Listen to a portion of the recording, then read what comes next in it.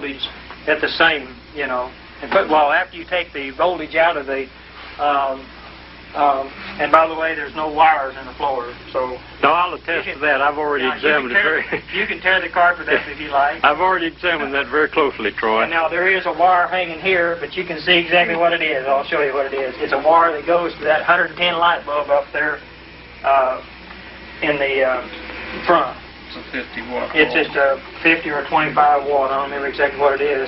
But the little power supply will put enough juice back into the battery and keep it a level speed. And what I'm going to try to do, Earl, I'm going to try to leave this motor run as long as I can for you. Well, that'll be wonderful. Just a few minutes would be sufficient. I realize that. I want to do this for you. Well, you don't want to get any more operating hours on this original motor than is absolutely necessary. Let's just say you may be the last one to see this because, just like I said, we're right around the corner to get the precision motor started. And I'm hoping you and Jerry and all the whole crew can be a part of this whole motor. Well, we really appreciate that, Troy. And you come on back around here. Okay. You can see the meter of what we've got. It's basically an HD 110 Beckman.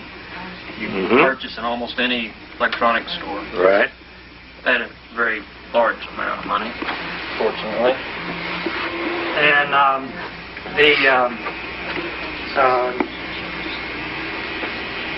one 12-volt battery. Okay, getting a little close up here of the injectors and the crank assembly. Prototype injectors made out of platinum. Yeah. don't say that loud to scare the people to death. A little bit on the expensive side. Yeah.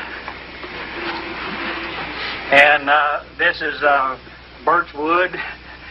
This is not a Rolls-Royce motor, but it's got the, I'll try to work this back and forth a little bit where you can see one of the magnets in here. The magnet is 6 inches long, 3.5 inches wide, and 2 inches thick, and the same way with here. It's the way I've got these magnets designed to make this motor run, and through the operation of the injectors and the crankshaft and all the little odds and ends to this miracle motor. This is a little 12-volt little electric car motor. It came from England, and this is really a real fancy bracket, you know. Yeah. Precision wood. I've got a little old bitty fan here that will take and give the motor a little bit of relief because it takes so much power to get this thing in its operation.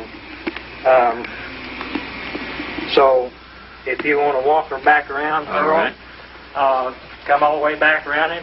This here is just a piece of brass to cover up the face of the magnets to keep my dirt and stuff and particles going down into this piece of wood. And you've seen it in the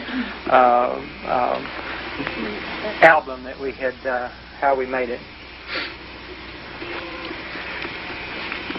This is not what you call a very precision setup here, but a little wire and stainless steel and stuff will. It does seem to do the trick, though. It will do the trick. Yeah.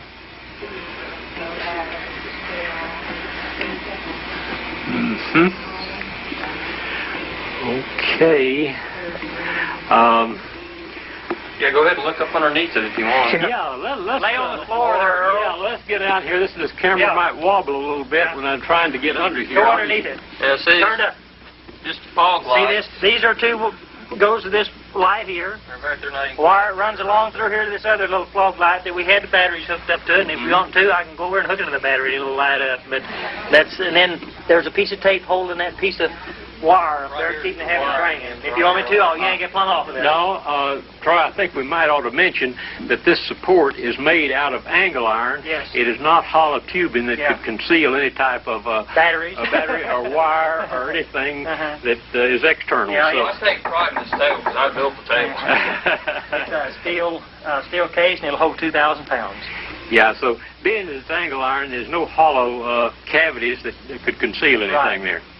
And this is a 1-inch piece of board that's bolted to this table. 6 by 12. 6 by 12 there. Yeah, there's 3 of them. There's three 6 by 12, and This here is just a real piece of thin of birch wood, probably, real thin on the top of it. Troy, what will this machine as is weigh, roughly? 500 pounds. 500 pounds. Okay. The magnets weigh in the neighborhood, Earl, around 300 pounds. Okay.